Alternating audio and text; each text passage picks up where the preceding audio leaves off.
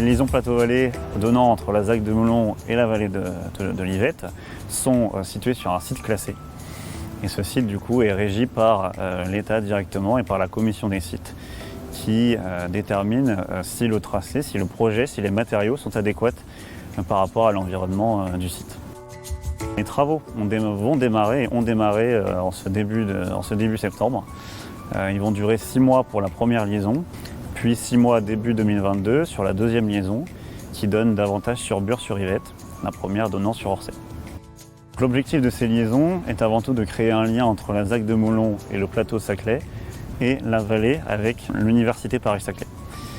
L'autre objectif, c'est de converger les flux piétons sur ces deux liaisons et éviter des cheminements sauvages pour permettre le reboisement du coteau. Ainsi, les chercheurs, les habitants et les enseignants de l'université Paris-Saclay, de la vallée et du plateau pourront commencer à utiliser ces liaisons à partir de l'été 2022. Ces deux liaisons sont donc une manière d'anticiper aussi les développements du plateau, puisqu'elles vont relier dès à présent l'université et les grandes écoles, mais aussi les quartiers d'habitation qui viennent d'être livrés, puis à terme le métro et tout le développement de l'est du quartier.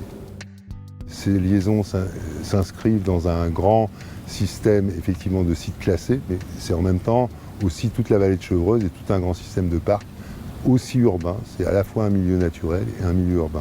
D'où la difficulté de réunir ces deux éléments, à la fois de conforter des usages qui sont celles d'une métropole et en même temps les milieux naturels. Donc c'est tout l'enjeu effectivement de ce projet.